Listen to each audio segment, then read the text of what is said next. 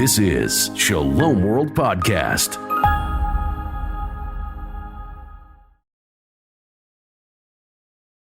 Welcome to Voyage. This is a podcast where we take you to the world of the Apocalypse of John. This is the book of Revelation. I am your host, Francis Hogan.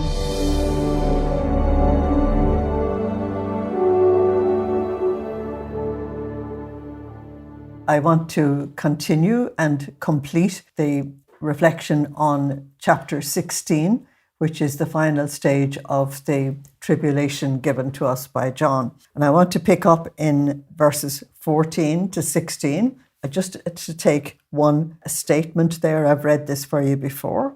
And we're told in chapter 14 that the three foul spirits that looked like frogs were demon spirits, and they were going to go out to the kings of the whole world and call them together for the war of the great day of God Almighty. And then verse 16 said, they called the kings together at a place in Hebrew called Armageddon. Now, there's two things in the book of Revelation that make everybody afraid. And one of them is the mark of the beast. And we hope you have taken your fear away if you have the mark of God. And this is Armageddon, which is a symbol of complete disaster for everybody. One of the reasons why it might be a symbol of complete disaster, you will find in the second book of Kings, chapter 23 from verse 29. And there the good King Josiah was killed in battle at Megiddo. And there was terrible mourning for his death, as you will read about in Zechariah 12:11. So the place came to symbolize complete disaster because the hope of surviving as a nation was in King Josiah. I'm going to take a completely different approach to that. It might be completely new to you, and that's fine by me. So first of all, let's look at the name, because John has indicated the Hebrew name, and the Hebrew name is Har Megiddo. That means the mound of Megiddo, or Mount Megiddo. Or it could be Ir Megiddo, which is the city of Megiddo, or it could even be what I've just said, the mound of Megiddo. And the reason why I emphasize that, because even in John's day, in the first century, the city of Megiddo had long since disappeared. It was a name. Okay. And so here John is using another symbol, a symbol for disaster. Now, what is the disaster? If you're influenced by Hollywood, the disaster is mayhem on the earth. Okay. If you've been listening to my commentary, the disaster is the human race rebelling against God and giving their final rejection to God. That is the disaster. And so, yes, it can represent disaster. So, if you look at a map of this area, you'll find that the plain of Esdraelon is nearby. And the plain of Esdraelon was famous for battles in antiquity because it was a plain surrounded by mountains. And so if the armies came through the mountains, the one that got the advantage was the one that was in the best position. And so very famous battles were fought there. Even Napoleon said it was a great place for battles. If you're talking about human beings battling against each other on the one-to-one level, yes. But that's not the way warfare is done anymore. So if you're thinking of that kind of a battle, then John is probably thinking of a famous battle that took place in that area, in the book of Judges in chapters 4 and 5, and this was the battle against Sisera. And in that battle, Sisera had 900 iron chariots, which was the latest thing in those days, while Israel was almost unarmed. And Israel's position was absolutely hopeless, except that the Lord stepped in and he routed Caesar's army through the actions of a woman called Deborah, who was a leader and a prophetess. And Sisera himself was killed by another woman called Jael, which was considered in those days a terrible shame for a king to be killed in that particular way. So this to me makes an awful lot of sense, and I'm going to explain it why. Because you're dealing with the principle of the power of powerlessness, which I have shown you as we went along through the text. And this was illustrated also in the one-to-one combat between David and Goliath in 1 Samuel 17. And Jesus said to his church through St. Paul, my power is best. It works best through weakness. Okay, so you just rely on God. And it is at this particular time, at this particular place, the number of faithful Christians is very, very small. It looks as if their case is hopeless, and the antichrist and the false prophet have the whole world under their control, and it looks as if this tiny little group couldn't possibly survive. They do. And they do because the elect are faithful to the Lord, and the Lord always has a remnant. That illustrated for you several times. And there is a remnant also, a very, very faithful remnant. And they are armed spiritually for combat. Ephesians 6, verses 10 to 20. Their weapons are not the weapons of ordinary warfare. They use spiritual weapons, 2 Corinthians 10:4. And St. Paul told us in Romans 8 from verse 31, with God on your side, who can be against you? That's why I gave you the example of Sisera, because it looked as if it was completely hopeless on the side of Israel. But with God on their side, they actually won. But they didn't win with ordinary battle gear. And they didn't win with ordinary battle mechanics, if I can put it that way, or logistics or anything like that. Not at all. It was God's way is as different from ours as the heavens are from the earth. And that is what is going on here. So the little faithful remnant up against the whole world. All they have to do is proclaim the Lord's battle cry, which you'll find in Psalm 68, verses 1 to 3. Let God arise and let his enemies be scattered. His enemies are the evil trinity. And we're going to see them scattered in chapter 17 and 18 and totally overcome in chapter 19. Let God arise, which is what is actually happening in this text. May his foes flee before him, which is exactly what we're going to see. As smoke is blown away by the wind, so you will blow them away, Lord. As wax melts before the fire, so the wicked will melt before you. We're going to see this graphically from here on in the text. Okay. And may the righteous be glad and rejoice. We're going to hear a mighty shout in chapter 19, and it's the shout of victory from the body of Christ. They will be happy and joyful. Now, Psalm 68, verses 1 to 3. So, I'm not presenting Armageddon the way other people present Armageddon. You know, there may be a third world war. I think there will be, but it's not this. Because John is speaking about the human race in rebellion against God, not the human race in rebellion against a particular nation. Okay, let's come to the seventh plague, which is chapter 16 from verse 17. So the seventh angel empties his bowl into the air, and a voice shouted from the sanctuary, the end has come. Well, there's nothing more dramatic than that.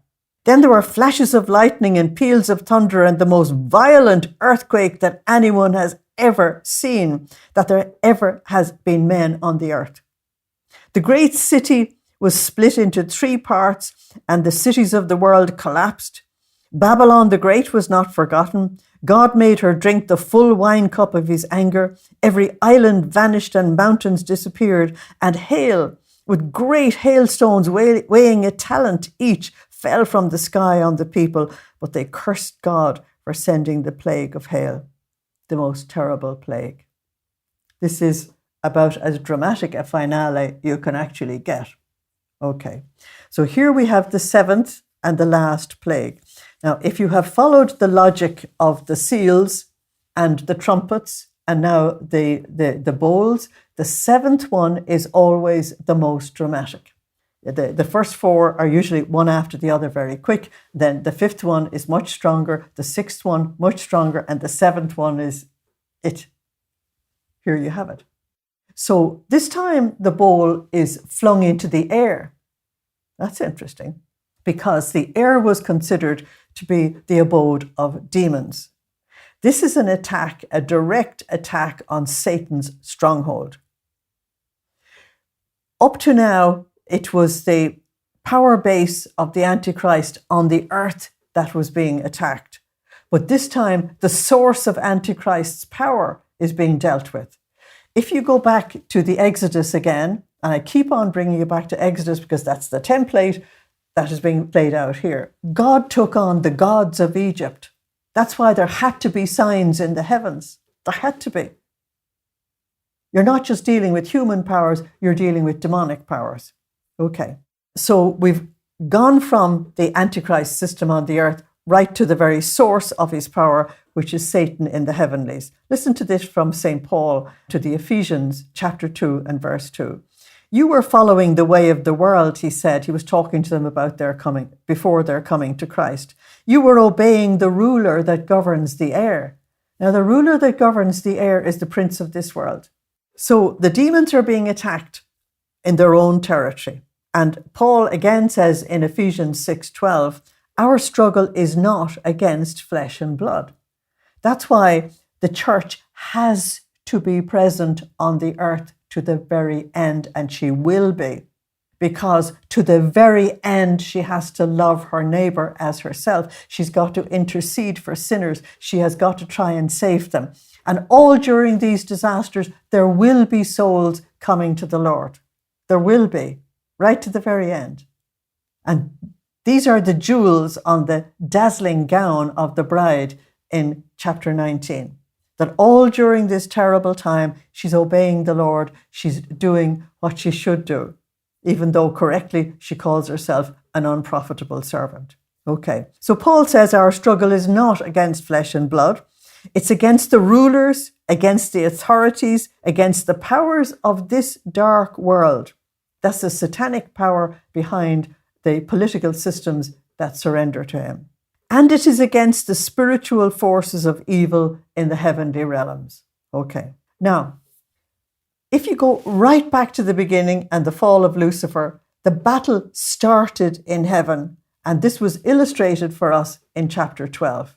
And Lucifer and his demonic powers came down to the earth to turn the earth into a battleground, an Armageddon against God. Now you have the battle going right back to where it started, that is, into the heavenly spheres. So, Alpha, Omega. The Lord deals with everything. It started there, it goes back there. Because what needed to be done on the earth is actually done now. It's complete. And the end has come. Now, if you want to start shivering in fear, forget about it. Don't waste your energy. This is only chapter 16. There are 22 chapters in the book. If this is the end, as you think the end is, as in turn out the lights, that's not what John is talking about. So you have to ask the question, what exactly is ending? What exactly is ending? And if we ask the question, you have the answer if you have followed the argument up to this particular point. It is the end of the Antichrist's reign. It is the end of Satan's reign upon the earth. But it is the beginning of the new heavens and the new earth. It's the beginning of a new era of literally divine holiness that will be upon the earth. There will be a new era in which our Father will be fulfilled. Thy kingdom come on earth as it is in heaven. That's what it's the beginning of. It's the Alpha and the Omega, the two going together. So it's the end of evil and the beginning of glory. Not only glory in heaven for the ones who have died, but glory on the earth for those who will live in the New Jerusalem as well. So then we're told in verse 18 that there were flashes of lightning and peals of thunder. That's the sign of God manifesting his ineffable presence. They're the signs you saw on Sinai as well. And you're told that there was the most violent earthquake the world has ever known. We're going to have to look at that one. You're probably meant to understand that as a physical earthquake, but also as a metaphorical earthquake, because John is using symbols the whole way through. So, if you look at the fact that the Antichrist's power was a global power, and that the religion that he actually set up, this natural religion, this godless religion, that's also global, then it means there is going to be the most terrible political and religious earthquake on the earth. and it will follow the death of the church. Total chaos, complete earthquake. Because the church is a worldwide system, that this is a worldwide crisis. The world can handle things if there's a crisis there, but not there. What do you do when the whole world is in crisis? This is an earthquake like nobody has ever seen before. It's worldwide. If you take an example of the death of Jesus, you'll find that there was a political and religious earthquake after his death. There was a physical earthquake first, but it only affected Jerusalem, the place that needed the message. But the political and religious upheaval was massive after his death. And while he was dying, the sun refused to give its light. So darkness was actually imposed upon Israel, begged them to look at the fact that they were in darkness and that they were extinguishing the light of God from them. And of course, that was illustrated in their absolute rejection of the Messiah and choosing the secular power, choosing to live sitting on the beast. Frightening, absolutely frightening. But when you come to the 21st century, the body of Christ is global. The physical incarnation of Christ was in Jerusalem, was in Israel. And so all the signs were confined there. This time, the signs are actually worldwide. And immediately, John begins to describe the death of the city and things falling apart. So what he does is he anticipates chapter 17 and chapter 18, which we will deal with there. Now, when John says the great city, please don't go into literalism. The great city is human society ordering its affairs without God.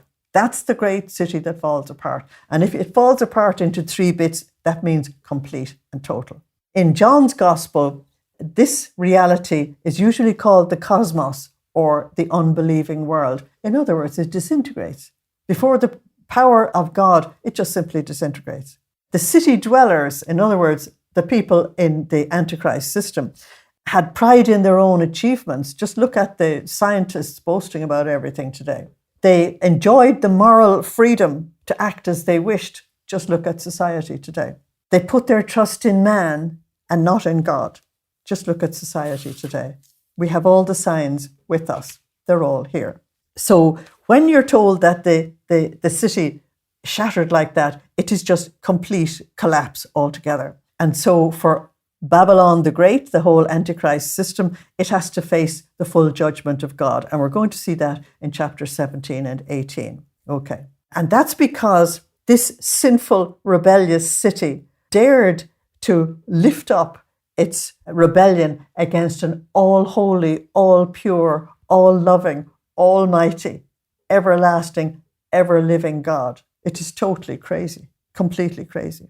So the amazing thing is that the world system wanted to absolutely operate without God, but only God could give them life, health, food, water, light, and air, just to take some of the examples. That's why the signs went into health and food and water and light and air. God was saying, you can't have these without me. It's not actually possible.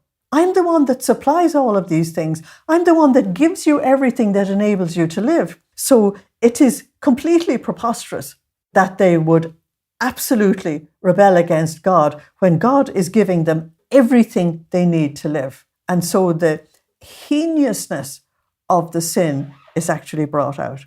And something that the unbelievers don't want to acknowledge, I'm going to say it, they use God as a convenience. And so when God touched the water and the air and the light and so on, what did they do? They absolutely cursed him to his face. Did they know he existed? Of course. Did they know who he was? Yes, you cannot reject someone you don't know.